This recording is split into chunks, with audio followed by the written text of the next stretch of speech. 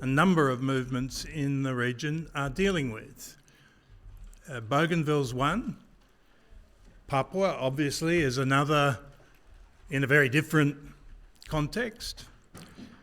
Cook Islands is attempting to move in a further direction of self-determination. Bougainville, of course. We've already heard about Guam.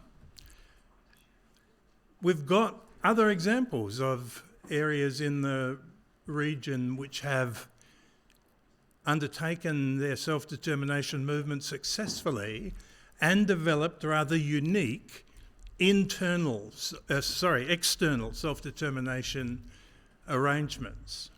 And I'm thinking here in particular of the situation in the three Micronesian states, the Federated States of Micronesia, the Republic of Marshall Islands, and Palau. Self-determination is largely about trying to achieve sovereignty. Sovereignty in the sense of control of your own territory without a great deal of outside interference, with as little outside interference as possible. Self-determination does not happen just through the UN Decolonisation Committee. The UN Decolonisation Committee is dealing with self-determination in the colonial to decolonisation context only.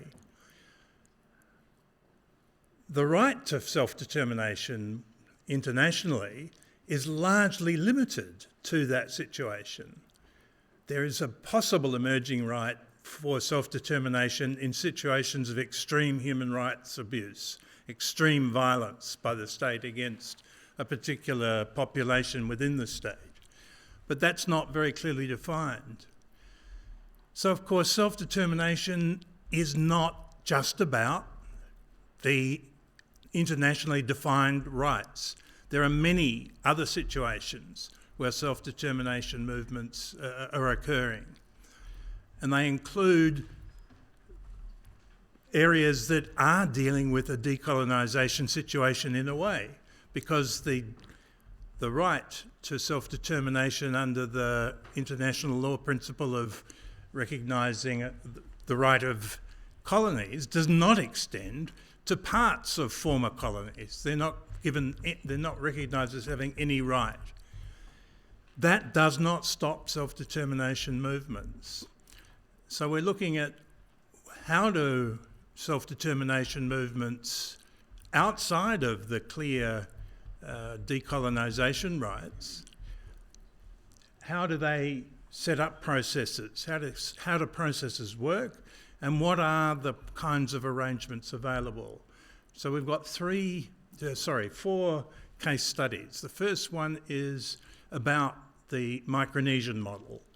And I wanted that to be highlighted because it's one that's not well understood. There's often a discussion of free association arrangements in the Pacific. And the free association arrangements that are well understood are those of the Cook Islands and Niue with New Zealand. But Cook Islands and Niue are not examples of external self-determination. They're examples of a form of self-determination occurring within a state, because Cook Islands and Niue are still part of New Zealand. They operate on New Zealand passports. They're New Zealand citizens. Their government has a very high degree of autonomy, sometimes worryingly high for New Zealand. But they're not members of the UN. So to a very large extent, the arguments about self-determination come down to a difference between UN membership and passports and being able to determine your own international engagement versus arrangements that are slightly less, that don't involve the UN membership, that don't involve your own passports. But there's an amazing degree of blurring between free association which does involve UN membership, which is the Micronesian model, and free association that does not involve UN membership and passports, which is the New Zealand model. The US model, I believe, needs to be explored more carefully in the region because it offers possibilities for many other places. It's one that's been looked at in Bougainville, and so our first case study is going to be the Micronesian model. The second case study will be the Bougainville situation. What are the arrangements that are being considered? What are the arrangements that are possible there? And already the free association arrangements in Micronesia are being looked at, are being thought about. Then we'll move on to the Guam situation, where there has been talk of the possibility of moving to some sort of free association arrangement. And so we want to hear about a bit more about the actual arrangements. What is Guam trying to do? How are they engaging with the US? What are the possibilities of some sort of internal or external self-determination?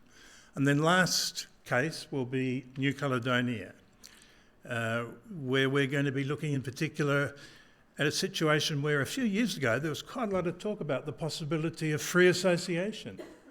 And it was looking hopeful that that might be what comes out of the referendum process.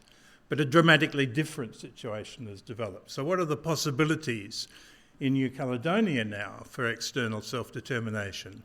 What's the process of engaging? What's the possible arrangements that could be made? So 4 speakers. The first one is Gonzaga Puas, who was a colleague of mine for some years. Gonzaga is both a lawyer and a historian from the Federated States of Micronesia, and he's been my authority as I learn about the Micronesian model, so I thought you should all learn of his experience. I'll do the Bougainville case study. Kenneth, whom you know, will do the Guam case study, and Nick Maclellan, long-established journalist of the French Pacific, will present on New Caledonia. Zag, over to you.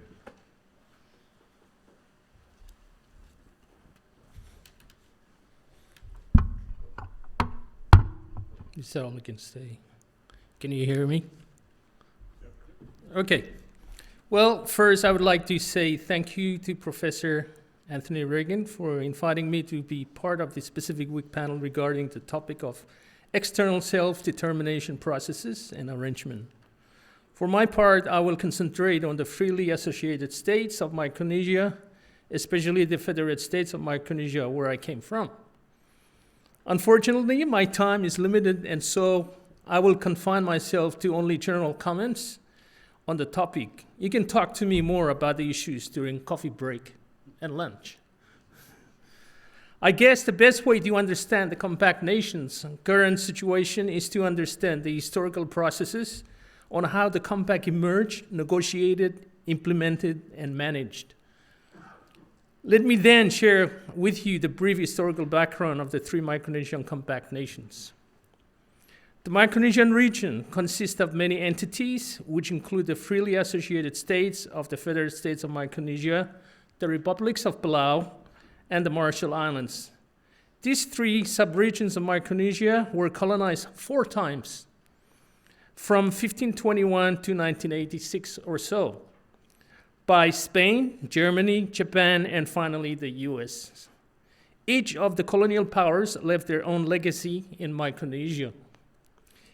In 1521, Spain was the first colonial power to unleash its violence on the indigenous people of Guam and Pohnpei to spread the Christian faith. Over time, it eventually lost motivation due to the local resistance, but Spain managed to capture a few souls and left. In 1885, Germany took the islands from Spain and concentrated on the lucrative copra trade. It left the islands with only a handful of profit. After World War I, Japan, under the mandate of the League of Nations, asserted control over Micronesia. Many historians said Japan administered the islands successfully. However, such a success basically benefited the Japanese, not the islanders. In 1945, the US kicked out Japan and created the Trust Territory of the Pacific Islands, or TTPI, under the UN Trusteeship Agreement as a strategic trust. However, unlike other UN 11 trust territories around the world post-colonial World War II, only the TTPI was subjected to the Security Council's power in relation to determination of the UN agreement when US satisfy its obligations. By deliberate design, the TTPI was subdivided into 4 different entities. This contradicted the UN agreement, which obligated the US to develop the islands economically, socially, and politically towards independence as one political unit. After the TTPI disintegration, 4 entities emerged as Palau, the Marshall Islands, and the Federated States of Micronesia.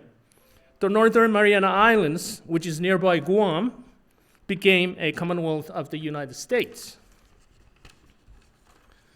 Prima facie, the Compact of Free Association was born out of political frustration on the part of the Micronesian people over the many centuries of colonization. The concept of free association exists in international law and basically refers to the relationship between a metropolitan power and a former colony. It is viewed as a continuing dependency on the part of colony, and in relation to the former colonial master, it is a semi-political status, semi-independent political status. The Micronesian Compact is seen by many as a treaty designed by the former Micronesian leaders to empower the islanders toward independence. The leaders understood that their islands are valuable to the US and other superpowers for military purposes, and so the islands are a valuable real estate asset in the Pacific.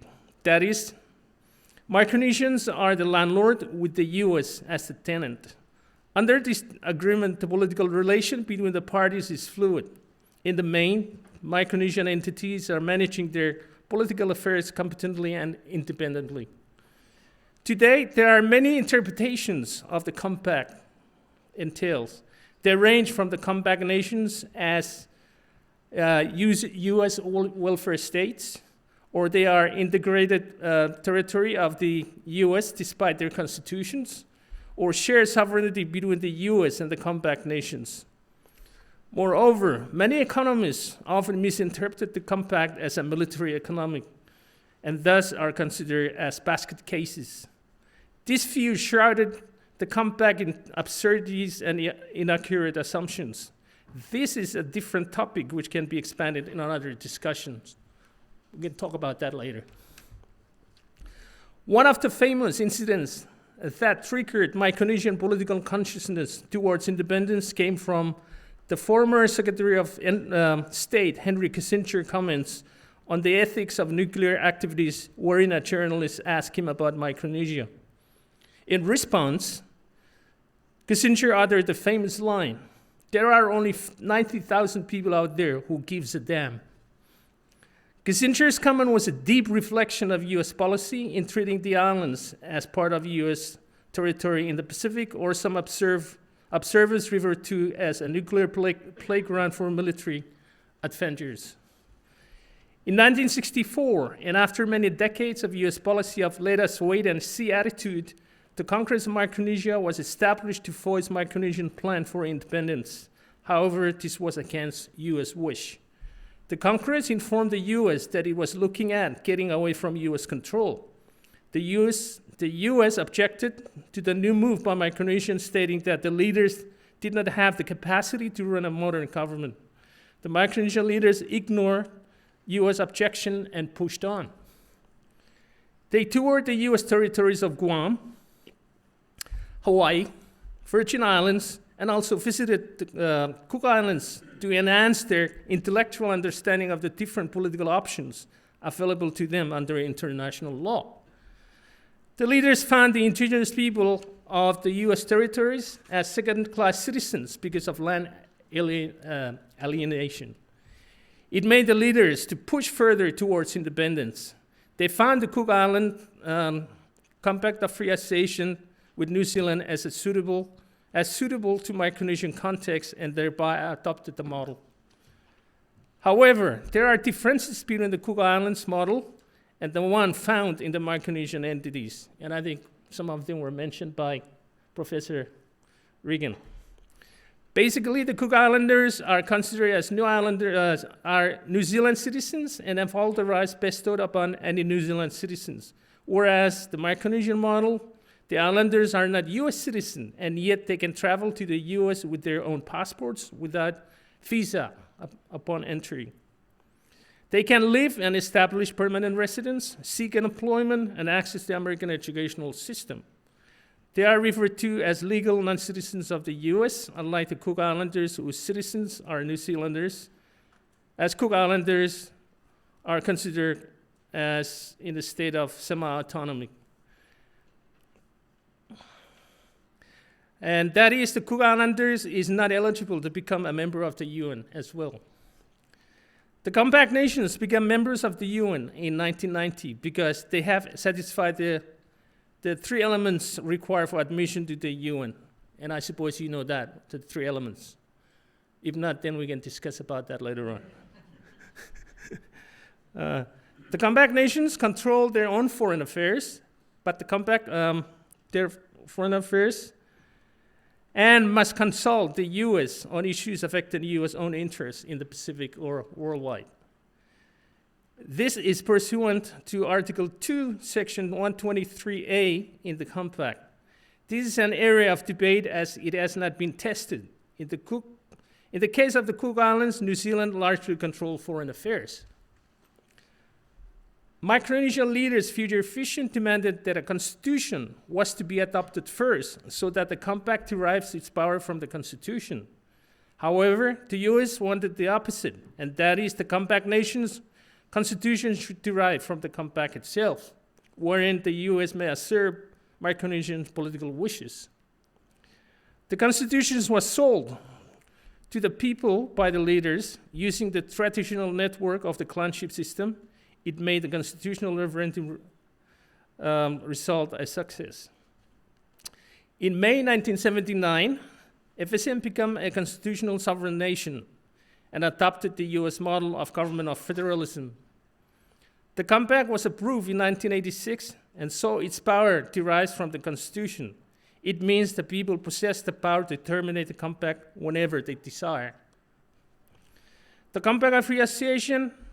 What the Compact of Free Association entails. Many claim that the compact between the US and the entities is a good example of neo-colonialism. Others dismiss this idea. They claim that it is an empowering political tool for Micronesians to demonstrate the intellectual prowess by negotiating a treaty with a global superpower, or in the long run, mutually benefiting both sides. The compact has been negotiated three times, in 1986, 2001, and the latest in 2003. Now, economic benefits from the compact. Remittance, education, as assisted in the FSM and assistance into the FSM local economic development. Yearly economic package from the Washington, D.C. for U.S. exclusive rights to the three compact nations. Micronesia can join the military to improve their economic and social standing or conditions. Exploitation of compact-owned EEZ resources as they see fit, and in the way Micronesia see fit. They can establish relations with other nations, such as China, which is not a US friend at this moment. So the other question is, how free are the compact nations under the compact? They are no longer colonial subjects and thereby are free to act independently. The compact nations own historical knowledge. They understand how important the islands are to the outside world in terms of its value, and will keep empowering the Micronesian islanders for continuity purposes. Some of the compact issues in the compact. This is in regard to Article 2, Section 123A, whereby the US said that when you conduct your foreign affairs, we we must know what you're doing so it doesn't contradict our own interests. So this is a sensitive issue in the compact because Micronesia said we are sovereign and then we conduct our own foreign affairs. The other question is, can the US bring a third party into the FSM, for example, Australia and Japan, to assist in emerging conflict against their nemesis? Now, the compact, to me, is a maze of cross-referencing that even the lawyers of the day find it very hard to understand. You refer to one section and it will refer to different sections in the compact just to confuse you. And the purpose of that was that Americans' lawyers negotiated the compact. There was an Micronesians versus the US, because we did not have competent lawyers at that time when we first negotiated. So the US lawyers just come together and work out, what is good for the Micronesians. But we have some say, but that is still part that we're still studying the compact about it. Now, for your references, if you want to understand the compact, there are three books that I can recommend to you. One is David Hanlon, The Remaking of Micronesia Discourses of Overdevelopment in a Pacific Territory from 1944 to 1982. And it was published by University of Hawaii Press. The other one is Mellor Norman, Constitutionalism on Micronesia. And that was published by Brigham Young University in Hawaii in 1985. The other one is my book that I wrote just recently, about 2 years ago. And it's called The Federated States of Micronesia's Engagement with the Outside World, Identity, Self-Preservation, and Continuity. And that was published in 2022. Okay, that's all I have since I'm confined to 15 minutes.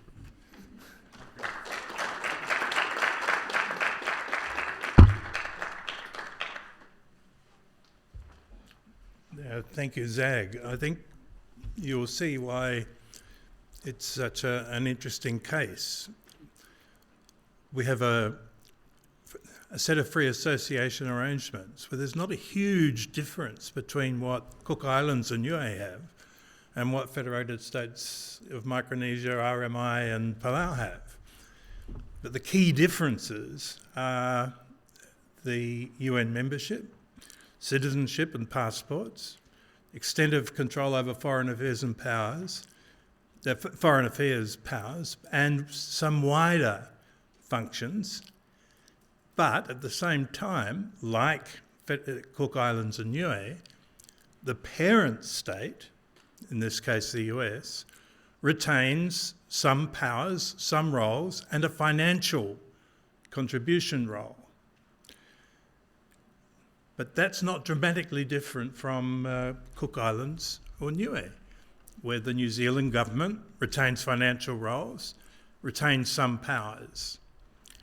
So it suggests that when we're talking about external self-determination, there's a very, very small difference between the highest levels of autonomy under internal self-determination.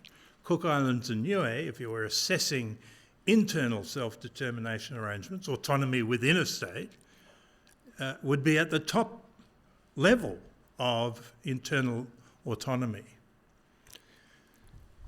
So Bougainville's another case. It's not a case of decolonisation. It's a case where there's been a long-standing, widely based and very deep level of popular support for independence. You heard something of the thinking about that from Theonila this morning, from how a Bougainvillean thinks about the self-determination issues. It's worth noting that the self-determination question, external self-determination, has been asked widely in Bougainville since at least the late 1960s. It's very hard to track down documentary evidence before that, but it's very unlikely that the depth of feeling that was being expressed in the late 1960s was an overnight invention solely responding to the imposition of the mine. The imposition of the mine directly affected a certain segment of the population, but was not deeply felt across the whole of Bougainville by the late 60s. Yet across Bougainville by the late 60s there was this deep support for independence emerging. I'm writing about that at the moment in various places, and I'm arguing that a very interesting coalition of leaders came together. Leaders of a tertiary education background, either in Catholic major seminaries or the university or both, working together with the elected, much less well-educated, but nevertheless secondary educated, leaders of local government councils, and lastly, leaders of what the colonial regime was calling cargo cults, but what Bougainville leaders now say were indigenous religious political movements. And these groups came together in the late 60s, early 70s, and they developed strong demands for political separation from Papua New Guinea in advance of independence of Papua New Guinea, together with control of their own natural resources. And there was 3 major projects, not just the Panguna mine. There was also 2 other development projects, a timber project in the early 60s and a quarrying of road metal project, also in the early 1960s, which led Bougainvillians to develop the demands for control of their own resources. So the political demand for separation went together with the demand for indigenous control of their own resources, and you heard from Theonilla some of the feeling about that. The rocks and the land speak to Bougainvillians. So it's against that background that over the past 55 to 60 years, Bougainvillians have consistently sought external self-determination. They've had to fight a war to get that right, recognised in the limited degree that it was by the Bougainville Peace Agreement, which gave them a right to a deferred but non-binding referendum on independence. So that's the process that they've forced. They've forced a process for discussing their external self-determination by conflict. And they're now living with the outcome of that process. What the process was, a referendum deferred for 10 to 15 years after an autonomous government had been established. After the referendum, consultation with the Papua New Guinea government about what to do next. And then finally, there was to be a decision of the Papua New Guinea Parliament. The referendum was held in 2019. 97.7% of Bougainvillians voted for independence.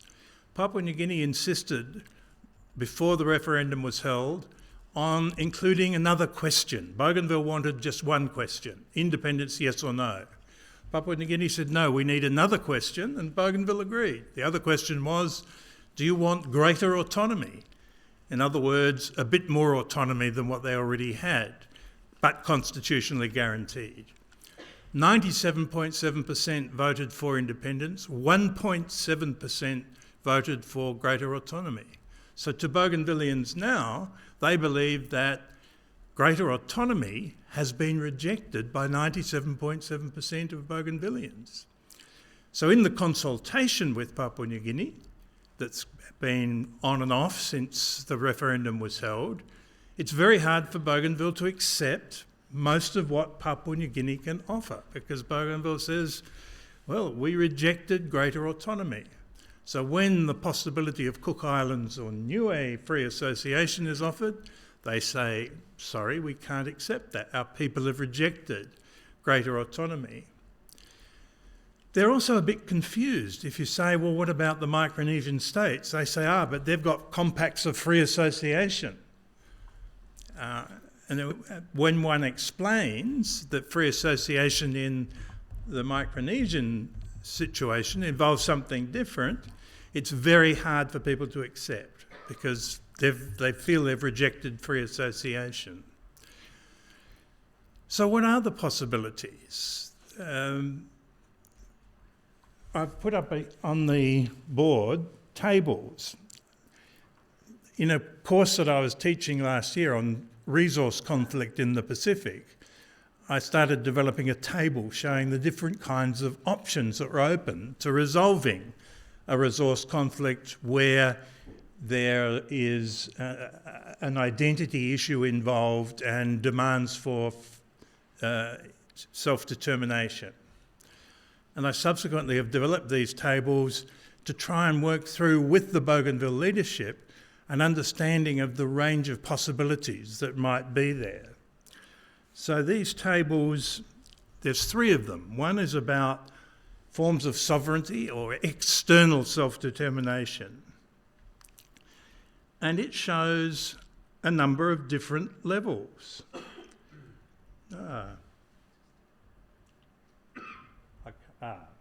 We can move it. So the top level of, I can't widen it, I can't do anything to it. I know you can't read it properly, but this is all we've got. The top level is complete sovereignty, as an autocratic royal state might have once had. The next level is the kind of level of sovereignty that Australia has, US, Canada, Papua New Guinea. They're members of the UN. They've got treaties, they've got free trade agreements, they're members of international conventions of one kind or another. So it's not total sovereignty. There's limits and powers are exercised by others. That's the second level. The third level is various arrangements where an external authority is vested in some powers, usually a parent state, as in the Micronesian model, where the parent state keeps financial roles and various powers and functions. But then there are others as well. Within the region, there's the division of authority that comes between the island countries that have shared resources to establish a regional university, the Forum Fisheries Agency, the parties to the Nauru Agreement, where they've delegated authority to grant fishing licences. But I won't go through them all, but there's a fourth level of independence, of external self-determination. And this is the level of self-determination that the countries of Europe have. Because they've given so much of their powers to the European Union, to NATO, and in various other ways vested powers elsewhere, I would argue that they have less sovereignty, lesser external self-determination than the Federated States of Micronesia. We're not talking here about the finances or the military power of the Federated States of Micronesia versus, say, Germany. But I think we can say that Germany has more authority exercised over it from outside than the Federated States of Micronesia.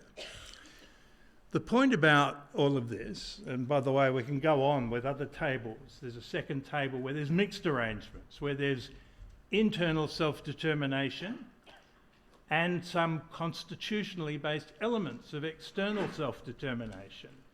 That would apply with free association arrangements, with the Noumea Accord arrangements in New Caledonia and the arrangements under the Bougainville Peace Agreement. And then you can go beyond that to the various forms of internal self-determination, autonomy of various kinds, federalism and so on.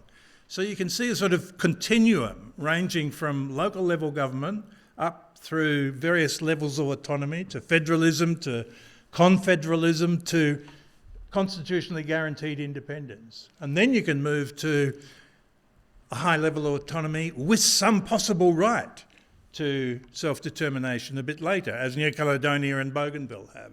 And then you can move to a range of external self-determination with differing amounts of power vested outside.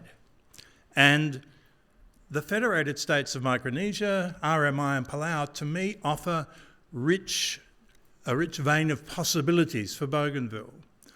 I think Bougainville's in a position where it could go to the Papua New Guinea government and say, we're prepared because we know that even though we want independence by 2027, we won't have the revenue that we need by then, and we won't have the capacity in place to exercise many of the powers and functions that we'd like to. So let's agree that Bougainville can become a member of the UN, we can have our own citizenship and passports, but beyond that we can share a great deal of power. That can be either long-term or short-term. When you go back to those arrangements between another situation, by the way, and that third level of independence, another one involves the British Commonwealth and the French territories that became independent after decolonisation processes. In virtually every case, at least for a period after independence, the previous colonial state retained significant powers. Look at Australia, we've still got a Governor-General. Significant powers are vested officially in the UK. When I was studying law in the 1970s, the final court of appeal in Australia was the Privy Council. The French colonies, the French maintained central bank functions after independence and ran a franc zone for the West African countries. So there's multiple ways in which if you agree that you're a member of the UN and you have your citizenship and passports, there's many, many different ways you can then divide up the powers and functions between the independent state and the former parent state, in this case Papua New Guinea. And they can be either short-term or long-term. The Francophone arrangements have largely collapsed. In the British Commonwealth, the functions that the British used to exercise over all of their former colonies have gradually been lost as countries have become republics and so on. So there's to me, if we went to the table with Papua New Guinea with a model of this kind, agree with us that we have UN membership, agree with us that we can have our own citizenship and passports, but between us we'll work out what the powers and functions can be. We will think we're independent, but we will recognise that it's a special form of independence where we remain closely related and where you, Papua New Guinea, continue to play significant roles. And I think over time, in the spirit of cooperation, it would be possible for the two governments to work out a bespoke set of arrangements that you would not classify as what the Federated States of Micronesia have. It would not be what the French used to do. It would be a unique form of independence and shared responsibility. Thank you very much.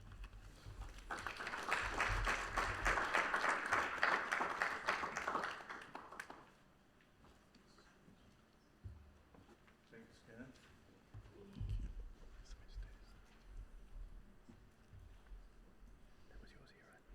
Yes, yeah.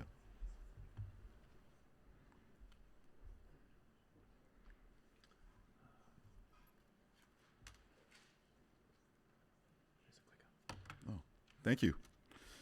All right. Good to go. All right. Hello again, everybody.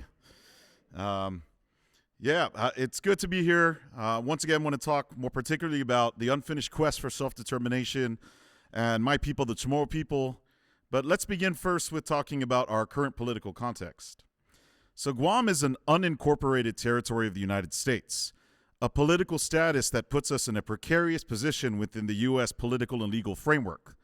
Essentially, this means that while we're under U.S. jurisdiction, we belong to, but are not an integral part of, the United States. That's actual court language.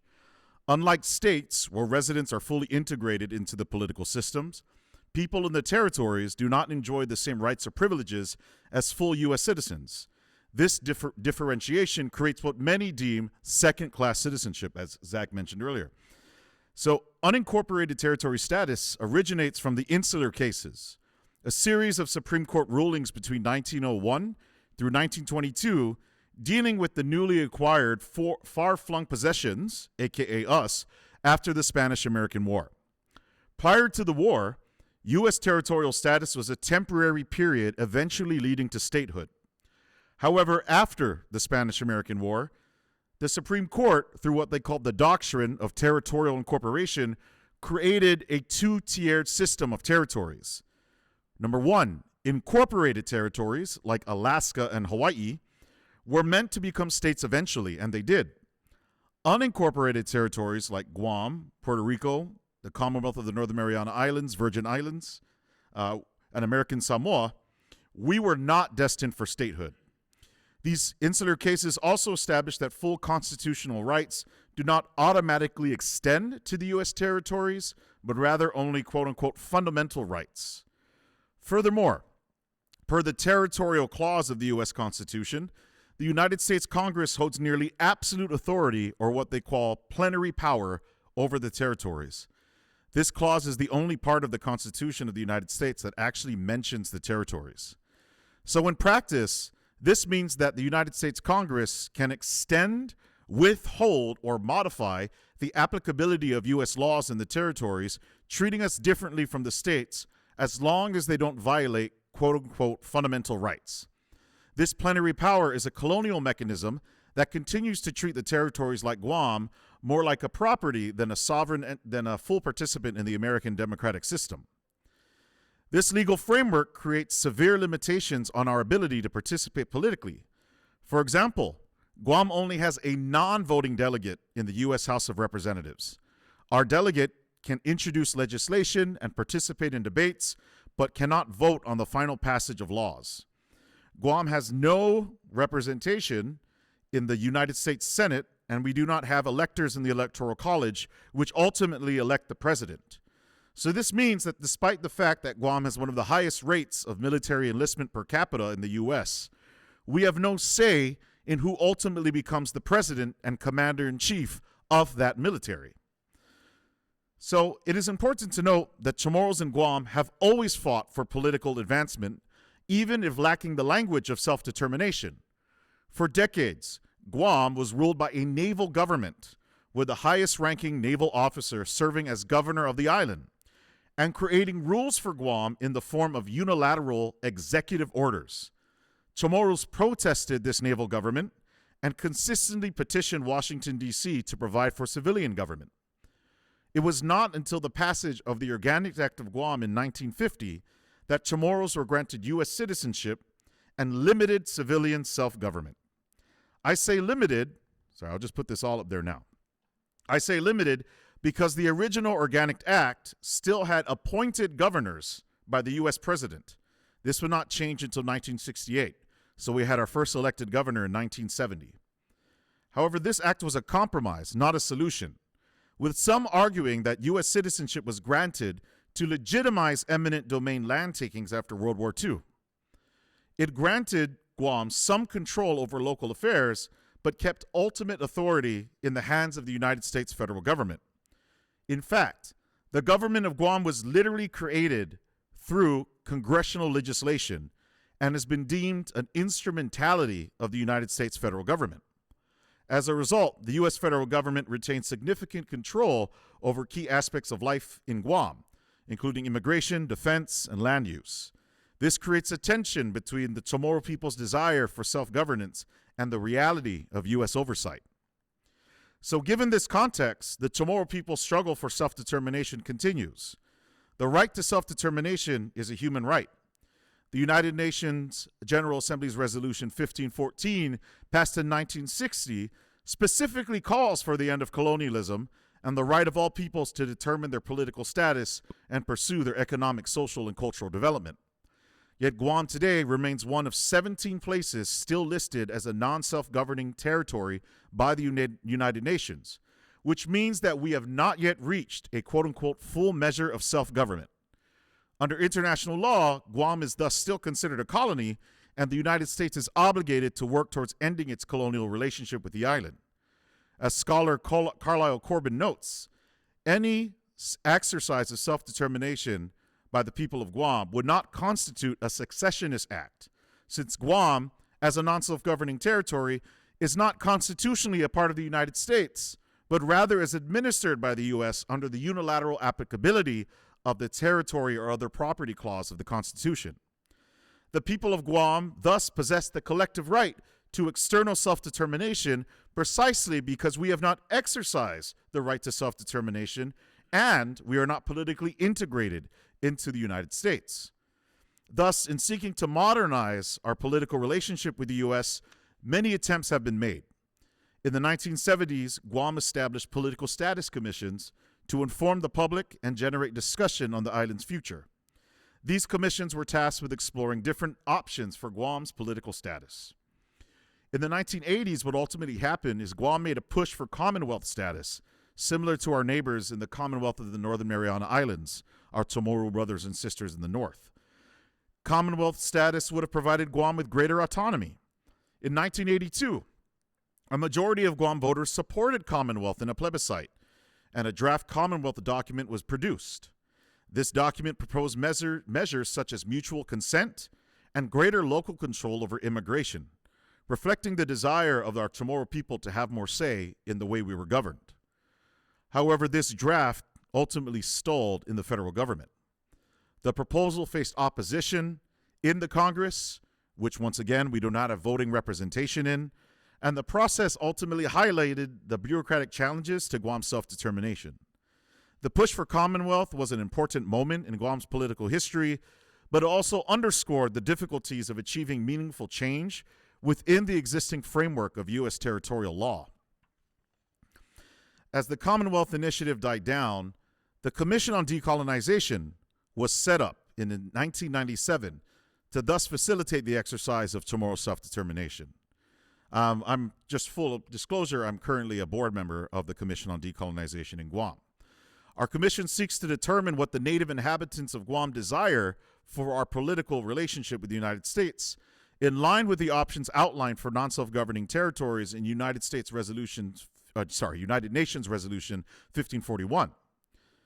Emergence as a sovereign independent state, free association with an independent state, and integration with an independent state.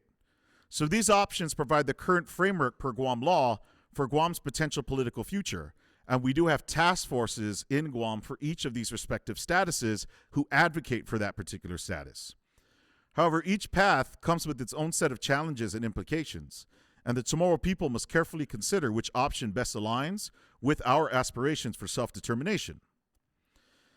The United Nations Special Committee on Decolonization, also known as the C24, continues to review Guam's status, but meaningful progress has been slow, as I alluded to in the last presentation.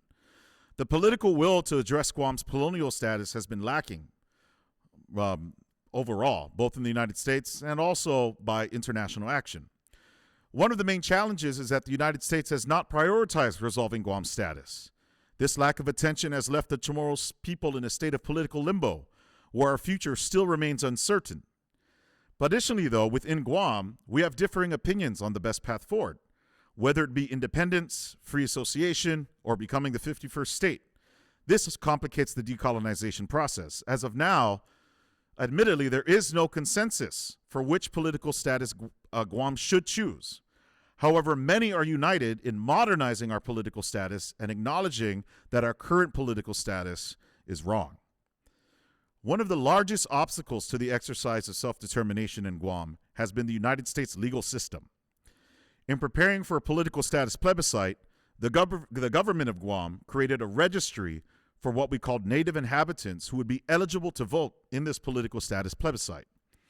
In 2011, the constitutionality of this native inhabitant-only vote was called into question when this man, Guam resident and white former military officer, Arnold Dave Davis, sued the government of Guam. He tried to register for the decolonization registry, but he was denied because he did not meet the criteria of being a native inhabitant. He filed suit claiming that Guam's plebiscite law violated his civil rights. So this case, Davis v. Guam, challenged the island's plebiscite process, which was designed to allow those politically defined as CHamoru's to choose our future political status. What you see on this slide is this gentleman, not so gentle actually, but this man actually had a column in a newspaper, and this is what he wrote about our people. Our Guam license plates carry a logo translated as Land of the Chamorro. Home to the ancient Chamorros it certainly was, but that was then, and this is now.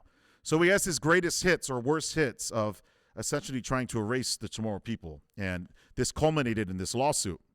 So the lawsuit resulted in a ruling that deemed our plebiscite unconstitutional due to restrictions on who could participate.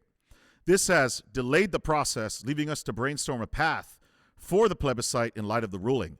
It should be noted that U.S. conservative publications also said that what we were doing in Guam was essentially being the new Jim Crow of the Pacific, and that we were segregationists. That's how they labeled us trying to exercise self-determination.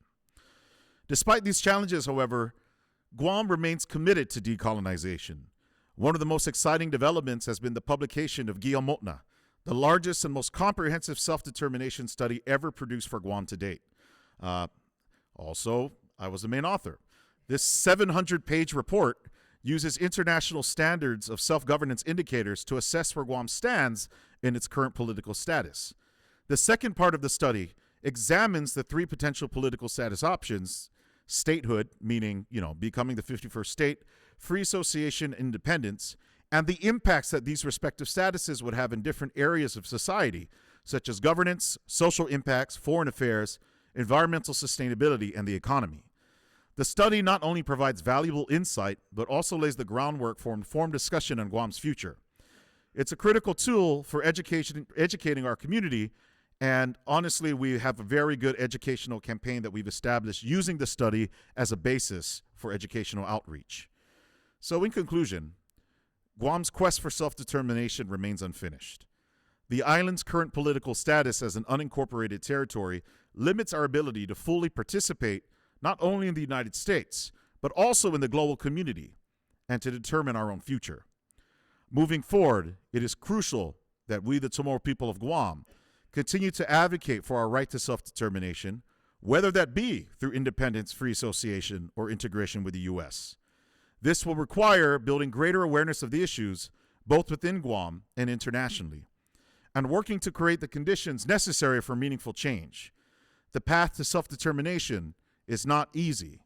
It will be a bumpy road. Decolonization does not answer all problems, but it is clearly essential to the future of the Chamorro people. Sidus Masi, and I look forward to any questions you may have.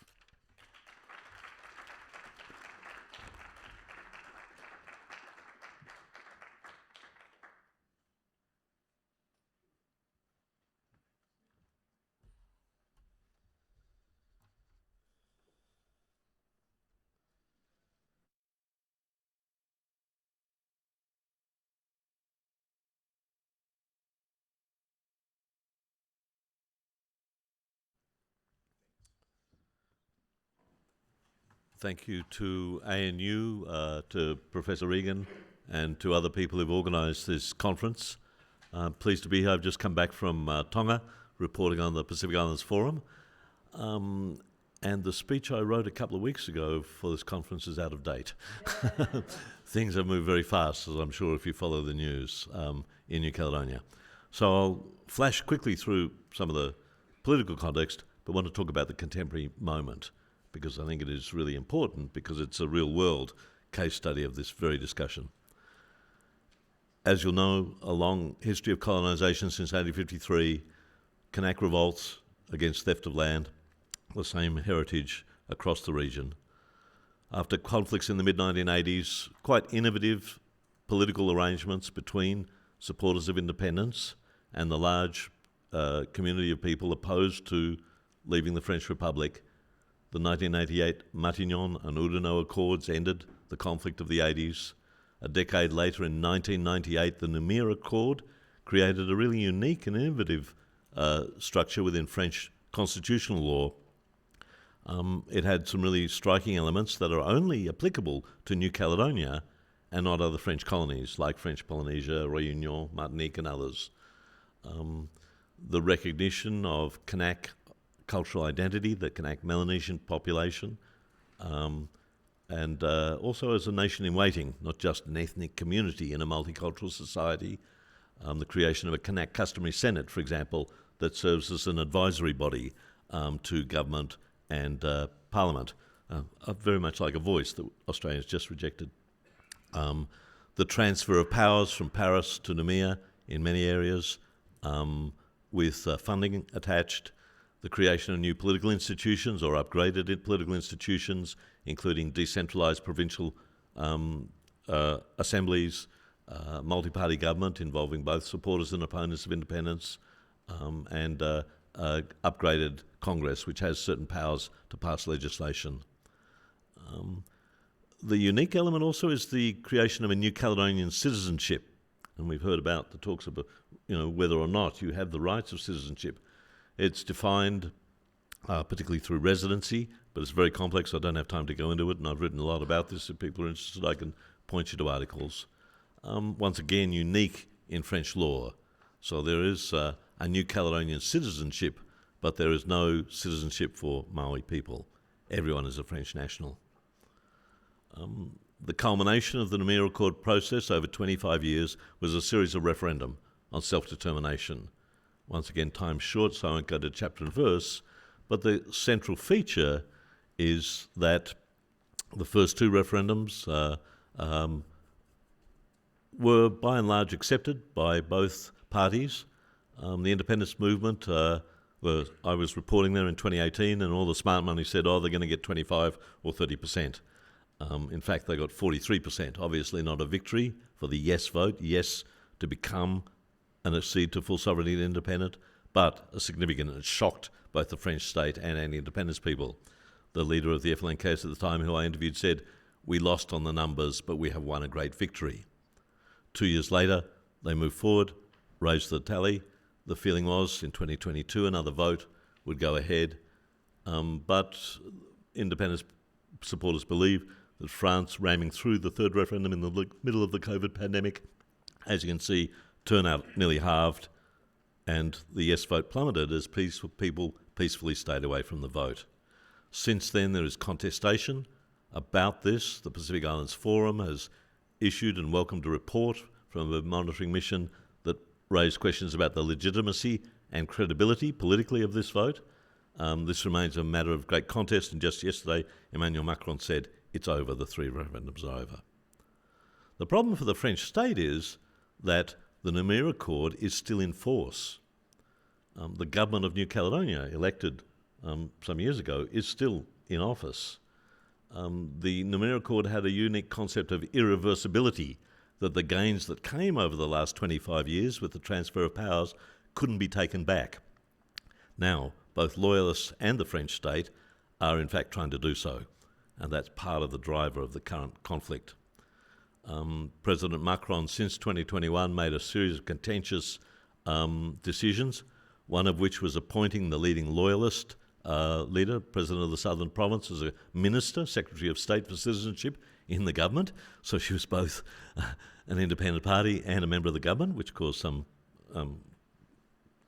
criticism.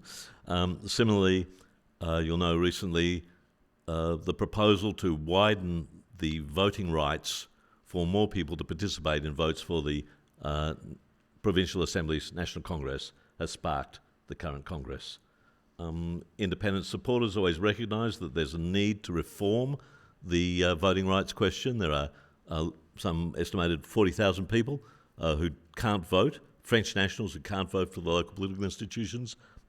But the independence movement said it always has to be part of a comprehensive package deal. Instead, to try and drive the independence movement, particularly Union Caledonienne, the largest party, to the negotiating table, President Macron pushed this forward through the Senate in April, and on the 13th of May it was presented to the National Assembly. That night, people will know the riots began, and for the last 3 months, people have been living under overnight curfew. Roadblocks, protests, clashes, 11 deaths, small on the scale of the conflict in Bougainville, for example, in the 1990s, but still culturally very significant. Massive militarisation. Don't have time to talk about it, but there's talk of policing this conference. Very heavy-handed policing. You know, these Centaur armoured cars, 16 of them roaming around, 3,500 plus Guard Mobile, CRS riot squads, military providing logistics. 2,500 people have been arrested since the 13th of May, some for petty crimes, some for very serious charges, including 7 leaders deported to France, held in prisons, not one prison, but in different prisons around France, which is a real hassle for the legal team, as a provocation.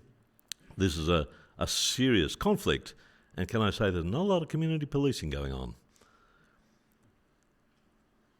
For those of us who've been watching New Caledonia, and can I say there aren't enough people in Australia who have been, this was predictable, that there was trouble. On the 1st of April, I wrote, "Trouble is brewing." 3 weeks later, I wrote, "Further protests will convulse New Caledonia." There was a march on the 13th of April, estimated 25 or 30,000 people from the independent side marched through the capital Noumea. There was a counter-demonstration of 20,000 loyalists flying the Bleu Blanc Rouge French tricolour. That's 45, 50,000 people in a country of 271,000 people. It's astounding when you do the maths of the size of this thing. It was peaceful, it was orderly, and the independence movement said, don't press ahead with changing our citizenship, changing voting rights. France ignored that and proceeded to do that very thing. And so you have the former Attorney General of France saying the day after this all exploded, it was entirely predictable. Everything was written. There are none so deaf as those who are not here. Last Saturday I was in Tonga at the forum, and I had a great opportunity to interview Morto Brotherson, President of French Micronesia. It's sad he won't be able to join us and engage in this conversation. For those that are interested, there's a long interview, sorry to put in a plug, for Islands on the Islands Business website, where he talks not just about this question, but about transport, deep sea mining, blue Pacific issues. And I have been criticised by French diplomats for being down market about France's role, and yet here you have the leader of another French dependency in the Pacific saying, this was easy to foresee, and we've been telling France, don't do this. The decision to hold the third referendum and rush it through in 2021 in the middle of the COVID pandemic was the first mistake. Then nominating Sonia Baques, the president of the Southern Province, leading loyalist, anti-independence politician.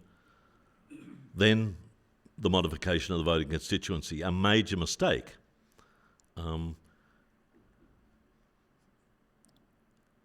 It's been an interesting challenge, and it's different, say, to Bougainville, where the vast majority of people want independence and are dealing with administering power in some ways. New Caledonia is a divided society in some ways, where the majority of non-Kanak don't want independence, want to remain within the French Republic, even with possibly greater autonomy. The vast majority of Indigenous people, plus supporters from other communities, want to move towards a new political status. Particularly, many claim full and sovereign independence, although there are a lot of variations, and I can talk about the nuances of that in a sec. So here you have a photo I took last year with during President Macron's visit to Noumea.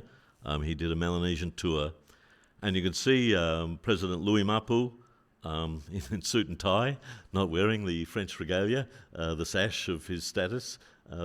These small symbols were important, and some of the photos, I think the picture tells 1,000 words. Leading loyalist politicians who were represented at that time there, and in the blue jacket, Sonia Baques, then a government minister. The independence movement, the Kanak Socialist National Liberation Front, is a coalition of forces. When it was founded in 1984, this year in September is the 40th anniversary of this National Liberation Front. There were half a dozen political parties, a trade union confederation, a small feminist group of leading Kanak women saying the patriarchy needs to listen to women's voices in this liberation struggle, church involvement and so on. I can't explain the complexities of it, but over time the FLNKS shrunk to 4 political parties, particularly after the assassination of the Kanak leader, president of the movement, Jean-Marie Tjibaou, in 1989. Since that time, the movement has forged the Noumea Accord, and these men pictured here are key players. President Mapu, a member of the Party of Kanak Liberation, Palika, the second largest party, currently the president of the multi-party government of New Caledonia. The first time in 40 years that a pro-independence Kanak politician is heading the government. Ever since the Noumea Accord, it's been anti-independence politicians who've had the numbers in the government. And the government changed when a small Wallisian party formed in 2019 decided to throw their weight behind independence groupings. The two men on the right, the guy in the hat at the back, Victor Tudogoro from UPM, and Roch Womitong in the foreground, are the key negotiators for the FLNKS with the French over the last year, trying to square the circle where France is saying that the third referendum ends the Noumea Accord process, and others are saying, well, no, hang on, we still question the credibility of that vote as a legitimate expression of the views of the colonised Indigenous people, even though we've opened up the voting to all New Caledonians, regardless of ethnicity, race, religion. Womitong also served for 5 years as president, or what we'd say speaker, of the Congress of New Caledonia, the 54-member legislature. He just lost office last week, where the Wallisian party, which had backed him in what the so-called Islander majority, has now switched sides, but also taken the leadership. First time ever a woman of Wallisian heritage has led the Congress. So there's a lot of moving parts at the moment. The other tension is that within the 4-party coalition, the FLNKS, there are many other pro-independence forces that have been outside the coalition. The growth of a Labour Party, the Parti Travailliste, which grew out of the trade union movement, smaller groups that broke away either from Union Caledonienne, Palika. It's a complex shopping list of acronyms. They picked up the worst of French groupuscule traditions where people who fall out, form their own forces. I'm a great believer that the labels don't actually tell the story, because many people are linked by religion, by clan, by culture, by locality, and that's a central feature. There are many people who are not members of political parties but are still actively involved in the independence movement, and that's a question about how different forces in society can be represented in the negotiations that will lead to a political outcome. And what we've seen is that the two key negotiators here, Victor Tudogoro and Roch Womitong, members of the two main tendencies within the FLNKS, are now under challenge by new forces who want to broaden the debate. And that's what happened last weekend. 2 of the parties out of the 4 in the FLNKS held a congress. Palika, UPM don't accept that it was a valid congress because they decided not to participate. And the movement hasn't had a president since 2001. They've had spokespeople speaking on behalf of this rather unwieldy coalition. But the choice of this man, Christian Tea, as president was a symbol that sent messages in all directions, because he's actually in jail in France. He's the leader of the CCAT network, which mobilised many of the protests, both peaceful and since then, and that's a problem. I'm getting the wrap up to finish. The other element in this moving picture is the role of the Forum. At the beginning of the crisis, New Caledonia is a full member of the Forum and reached out for support. The so-called Troika of leaders, the past, present and future chairs of the Forum, together with the new Secretary-General, wanted to engage. But France has derailed this process. And you'll know that the Forum leaders wanted to go on a monitoring mission. Véronique Roger-Lacan, the ambassador, roving ambassador for France in the region, played a crucial role in derailing it. She won't like me saying that, but I think I'm off her Christmas card list. I've written a long story on AIL's business, speaking to both French Forum and New Caledonian sources about how this mission was derailed. They met in Nuku'alofa the other day. Picture tells 1,000 words. France on one side of the table and arrayed on the other side of the table to negotiate the new terms of reference for this mission for the Pacific Island leaders to be able to travel to another Pacific Island to meet with Pacific Island leaders and communities. On the left, you have Australia's Special Envoy to the Pacific, Ewan MacDonald, to key Kanak representatives from the government of New Caledonia, Ratu Enoka Kumbubola, former Fijian Foreign Minister, Ambassador, Fiji, Papua New Guinea, both on the C24 in the United Nations, and Forum staff, including the Deputy Secretary General. And I think this has reverberations. Just to finish up, because I'm getting the wind up, I think it's really important to see that this has reverberations not just for the people of New Caledonia, who've been living under curfew, who've seen massive economic destruction, both of public infrastructure, private businesses, thousands of people lost their jobs, nickel industry in turmoil. President Brotherson, told me the other day, this has damaged French diplomacy. Since the end of testing in 1996, the Namur Accord in 1998, France has been a very active partner for the Forum and neighbouring countries around climate, around oceans policy, around research and so on. But a number of people, both publicly and privately, were saying, not just in Asia, but in the Pacific, we are seeing the comeback of colonial France. We'd forgotten about it, we're seeing it again. And this damages the Indo-Pacific strategy of President Macron. That has implications because Australia, through the Australia-France roadmap, has had a very tight solution. There's a whole lot around the political economy of nickel, and then there's the Chinese. I also interviewed China's special envoy the other day. It was very interesting. We don't want to interfere in the internal affairs of other countries. Now, I think that's related, to issues like Tibet and Uyghurs and so on. I won't put words in his mouth. China is the largest market for nickel. And I thought the line was, we're watching very closely, even though it's an internal matter. That is the resource politics, are a key part of this. My final interesting line, though, was I asked him, do you support UN principles and practice on decolonisation? And he said, well, in the 70s, we supported countries in the region to be independent based on their own will. And I chuckled inside because in the 1970s, Chairman Mao used to support the rights of colonised and oppressed peoples. I'm not sure the current government has the same perspective. So these geopolitical things overlay the fact that for the last, by my count, 16 weeks, every night people have been locked up in their homes because the curfew still exists. Thank you for your time.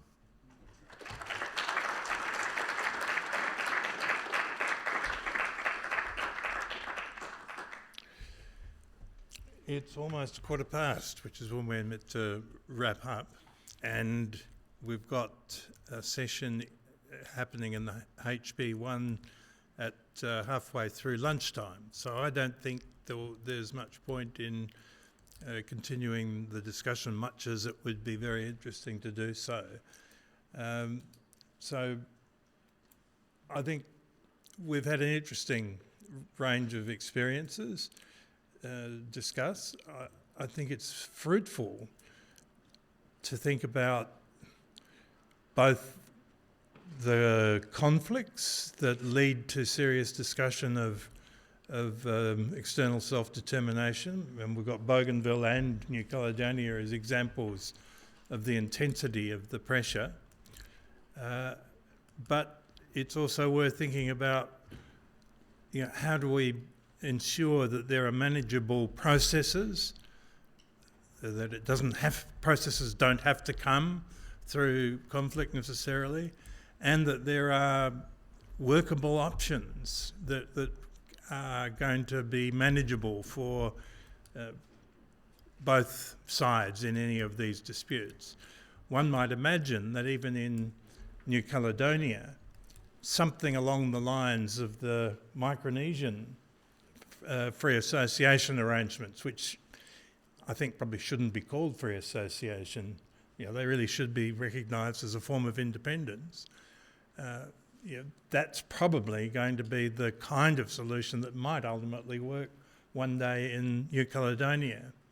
So I think we've got a really interesting sort of set of test cases emerging in the region about perhaps creative solutions to external self-determination disputes. Let's watch this space. Thank you very much, everybody.